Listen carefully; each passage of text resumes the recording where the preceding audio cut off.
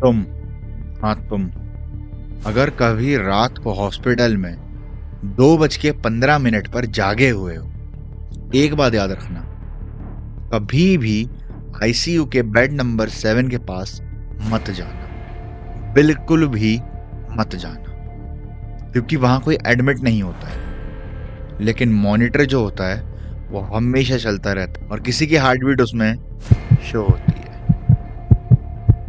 और आज जो मैं तुम्हें स्टोरी बताने वाला हूँ ना, वो सिर्फ एक नर्स की नहीं, एक हॉस्पिटल की भी नहीं, शायद अगली बार तुम्हारी भी हो सकती है। स्वागत है उस राज की कहानी में। आज की जो एक कहानी है, ये एक बहुत बड़े हॉस्पिटल की कहानी है, जो इंडिया में एक बहुत बड़े लेवल पे प्राइवेट हॉस्पिटल है। मैं नाम नहीं ले रहा क्योंकि मेरे को किसी को भी हॉस्पिटल को कुछ वो नहीं करना भाई, कि इसका मैंने नाम, किसी का भी नाम नहीं ले रहा। आपको समझना होगा, आप खुद समझ जाओगे, ठीक है। कहानी शुरू करते हैं। इमेजिन करो, तुम एक नर्स हो, ठीक है, और तुम एक हॉस्पिटल में जॉब करते हो। रात के 2:07-8 करीब हो रहे हैं। पूरा हॉस्पिटल एकदम साइलेंट है। पेशेंट्स अपने अपने कमरों में सो रहे हैं। उनके जो रिलेटिव्स हैं वो उनके साथ उनके कमरों में बैठे हैं, सो रहे हैं, जो भी कर रहे हैं। कॉरिडोर एकदम साइलेंट है, ना ज्यादा लोग ना कुछ, ना ज्यादा खिटर पटर कुछ आवाज, ना ज्यादा चिल्लाने की आवाज, एकदम सन्नाटा है। कुछ आवाजें नहीं है। बहुत कम मशीनों की आवाज आ रही है, बीप बीप की आवाज आ रही है दूर, और कोई आवाज नहीं है। इतने में तुम अपने हेल्प डेस्क पे बैठे हुए हो, जो एक फ्लोर पे होता है वार्ड पे, तुम वहाँ हेल्प डेस्क में बैठे हुए हो।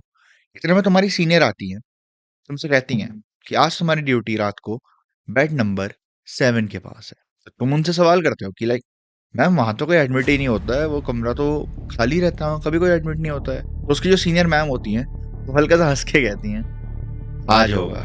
यहाँ से स्टोरी बिल्कुल भी नॉर्मल नहीं रहेगी, क्योंकि जो तुम अब सुनने वाले हो वो हॉस्पिटल के किसी भी रिकॉर्ड में ऑफिशियली एग्जिस्ट नहीं करता। 2:13-14 के करीब ये नर्स बेड नंबर 7 के पास जा रही है, धीरे धीरे बेड नंबर 6 क्रॉस करके बेड नंबर 7 के पास पहुंच रही है। उतने में बेड नंबर 7 का गेट ऑटोमेटिकली धीरे से ओपन होता है। एक स्ट्रेचर दिखता है कि वो हल्का सा बाहर आया, अंदर से वापस अंदर जा रहा है। कोई खींच के नहीं लाया, नया। तुम्हारे हाथ एकदम ठंडे पड़ चुके हैं कि ये क्या हो रहा है। तुम फिर भी किसी तरह से करते हो कि यार ड्यूटी करनी है मुझे। तुम फाइल उठाते हो, फाइल उठा के तुम देखते हो पेशेंट का name Rohit Srivastava, age 32, status dead. तुम्हें समझ नहीं आ रहा है ये क्या हुआ है। तुम तुरंत वापस हेल्प डेस्क पे जाते हो, तुम सिस्टम पे चेक करते हो अपना कि ये क्या हुआ है। तुम सिस्टम पे जैसे डेटा एंटर करते हो, तुम डालते हो, तब जो उसकी प्रोफाइल होती है वो ऑलरेडी लॉग्ड इन होती है, और उसमें आता है जो पेशेंट है वो ऑलरेडी एडमिट होने से पहले डेड था। यहां तक स्टोरी सुनकर अगर तुम्हें लग रहा है कि एक नॉर्मल हॉस्पिटल हॉरर स्टोरी है, इसमें ये वो, तो मैं बोलूंगा भाई प्लीज वीडियो स्किप मत करना, क्योंकि जो आगे होने वाला है ये तुम कभी सोच भी नहीं सकते थे कि ऐसा कुछ एंगल निकलेगा। इतना अजीब सा, मिस्टीरियस और क्रीपी एंगल। और जो होने वाला है वो क्या पता रात को तुम्हें भी सोने ना। तुम धीरे से बेड नंबर 7 के पास जाते हो, बेड की ओर देखते हो, कोई भी नहीं होता है। मॉनिटर हल्का सा बीप करना शुरू करता है, हल्का सा, कि लाइक उसमें जो ईसीजी मॉनिटर होता है उसमें उसमें आपकी हार्ट रेट हल्की हल्की आनी शुरू हो जाती है। आपको समझ नहीं आ रहा क्या है, बट वैसे ही आप जैसे ही पीछे दाएं से देख रहे हो, एक मेल पेशेंट आपको दिखता है बेड पे लेटा हुआ। जब आप ऐसे नीचे को नजर करते हो और बस वैसे आंखें बंद करके लेटा हुआ है, आपको समझ नहीं आ रहा। आप टाइम देखते हो, 2:17 हो चुके हैं। आप सोचते हो इनकी हार्ट बीट चल रही है, आपको समझ नहीं आ रहा है कि क्या हो रहा है, अचानक से कैसे आ गया। तो अब आपने नॉर्मल नर्स वाला रिचुअल आप कर रहे हो कि अब क्या करना है, वो सब मॉनिटर में सब आ रहा है स्क्रीन में। आप हल्की सी उसकी आंख बंद है तो उसके हल्के से आईलिड ऐसे खोलते हो, पिपल में देखते हो, फिर आप आंख बंद कर देते हो। लेकिन जैसे ही आप आंख बंद करके पीछे को मुड़ते हो, ये आंखें तुरंत खुलती हैं ऐसे तुम्हारी, और वैसे मुंह मोड़ता है और ये कहता है, मैं 2 दिन से यहीं पड़ा हुआ, तुम्हें 2 दिन पहले आना चाहिए था। इतने में तुम्हारी हालत खराब है, तुम एकदम, तुम्हारी सिट्टी बिट्टी गुल है कि ये क्या हो गया, क्या करूं मैं अब।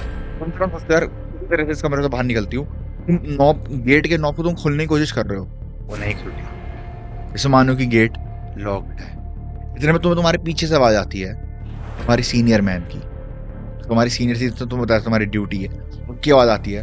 तुम हल्का सा पीछे देखते हो, बड़े डरे मन से तुम हल्का सा पीछे देख रहे हो, और जो सीनियर मैम को तुम्हें चेहरा दिखता है वो सीनियर मैम का चेहरा नहीं होता है, वो चेहरा रोहित श्रीवास्तव जी का होता है। बट जो बॉडी होती है वो उस मैम की होती है। वो मैम उनसे कहती है, बेड नंबर 7 कभी खाली नहीं होता, हर रात यहाँ कोई ना कोई एडमिट होता है। तुम्हारी मैम तुमसे कह रही है। और सडनली जब ये बात बोल रही है, बहुत सारी लाइट्स फ्लिकर हो रही हैं, एक टेंशन बढ़ गई है मानो उस कमरे के अंदर कि ये क्या हो रहा है, ये क्यों हो रहा है, ये किस लिए हो रहा है, इसका जवाब क्या है। ये सब देख के जो नर्स है उसकी सिट्टी पिट्टी गुल हो चुकी है एकदम। वो बिल्कुल वहां से भागने की कोशिश कर रही है कि मैं किसी तरह भाग जाऊं। वो गेट नॉब को लाइक लिटरली खोलने का ट्राई कर रही है, बट नहीं खुल रहा क्योंकि गेट लॉक्ड है। किसी तरह वो लगी पड़ी है कि खुल जाए, प्लीज खुल जाए। मैंने भगवान का नाम ले रही कि बस ये गेट नॉब खुल जाए, मेरे को भागने दें भगवान यहाँ से आप। उतने में तुम ऐसे दाएं में देख रही होती, कोई और कोई डोर तो नहीं है, कुंडी उंडी तो नहीं लगी। तुम्हारी नजर दोबारा उस बेड के मॉनिटर पे पड़ती है।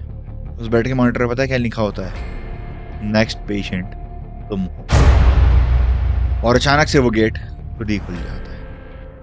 2:25 करीब हो रहे, तुम वहां से भाग रहे हो और तुम भागते भागते बस एक चीज सोच रहे हो, क्या ये हॉस्पिटल पेशेंट्स को सही में ट्रीट करता भी है या फिर उनको कलेक्ट कर लेता है। अब देखो, अब मैं तुम्हें इसकी हॉस्पिटल में जो हुआ था उसकी एक बैक स्टोरी देता हूँ कि रोहित श्रीवास्तव थे कौन, ये हुआ क्या था, इंसिडेंट क्या था। ठीक है, ध्यान से सुनना।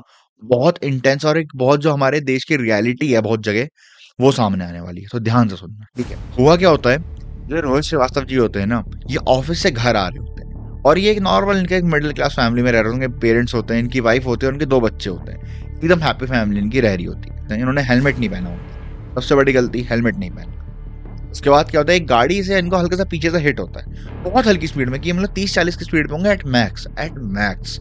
ठीक है, टच होता है, एक थोड़ा सा रोड के किनारे को गिरता है, तो जो फुटपाथ का हल्का सा जो ब्रेडिंग ऐसी नहीं होती यूं करके स्लाइड में, उसमें उनका सर लगता है। तो हर किसी को लगता है कि यार ये थोड़ा अनकॉन्शियस हो रहा है। वो पानी डालते हैं मुंह में, हल्के हल्के उनकी आंखें खुलती हैं।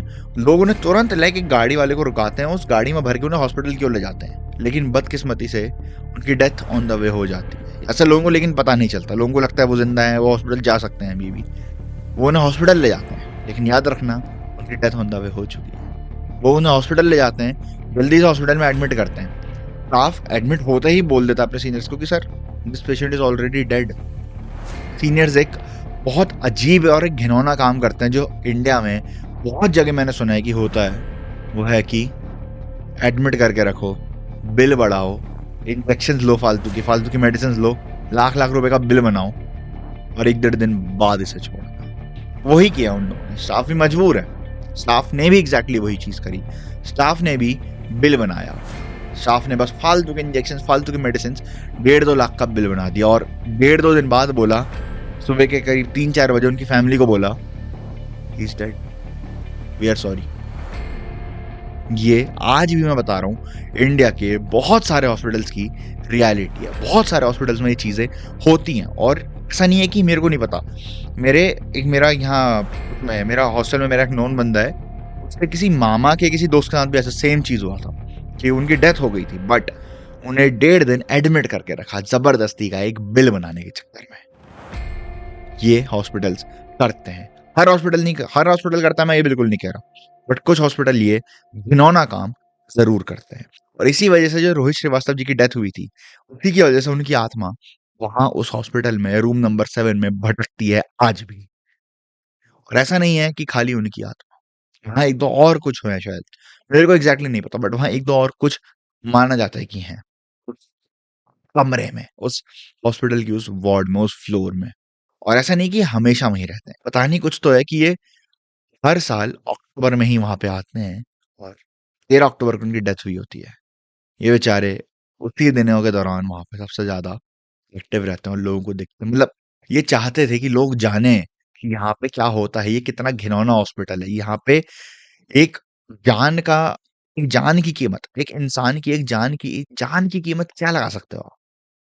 बिल, बस बिल बना लो अपना। ये इंसान की जान की कीमत है, ऐसा वो बताना चाहते थे, बट नहीं समझ आ रहा था किसी को भी। इवेंचुअली उस रूम को ही हॉन्टेड मान के उस रूम को परमानेंटली सील कर दिया गया। लेकिन आज भी उस रूम में किसी ना किसी को कभी नॉकिंग की आवाज आती है, कभी ईसीजी मॉनिटर बहुत तेज फ्लक्चुएट कर रहा है, बहुत तेज आवाज आ रही है, बहुत तेज, बट किसी की हिम्मत नहीं कि वो गेट खोल के अंदर देख ले या झांक भी ले अंदर। ये कहानी थी रोहित श्रीवास्तव जी की कहानी। आशा करता हूँ आपको ये कहानी अच्छी लगी होगी। और भाई आपके आसपास जो ऐसा कोई अगर स्कैम होता है, ऐसा कुछ चीजें होती है ना, तो उस चीज से अवेयर रहे, उन चीजों को जाने, क्योंकि आप अच्छे हो जाओगे वेरी गुड। आप अपने लिए तो बहुत अच्छे हो, बट आपको नहीं पता कि सामने वाला आपके लिए कितना अच्छा है। वो आपके लिए क्या अच्छा कर रहा है, क्या बुरा कर रहा है, आपको कुछ नहीं पता। थोड़ा अवेयर रहो, थोड़ा चीज़ों को ध्यान दो, और ऐसी कोई चीज़ अगर हो रही है ना, तो उस चीज़ को बाहर लाओ। डरो मत, बाहर लाओ। कि हमारे साथ कुछ बुरा हो जाएगा, हमारी फैमिली के साथ ये कर देगा, भाई पुलिस पे जाओ। पुलिस पे नहीं हो रहा, थोड़े हायर जाओ, बट जाओ, ठीक है? यहीं पे एंड करूँगा इस वीडियो को। आशा करता हूँ आपको ये कहानी अच्छी लगी होगी। मैं मिलूँगा जल्द आपसे एक ऐसे ही नई, खौफनाक और भयानक कहानी के साथ। मिस्टीरियस भी डालूँगा अब। तब तक के लिए बाय।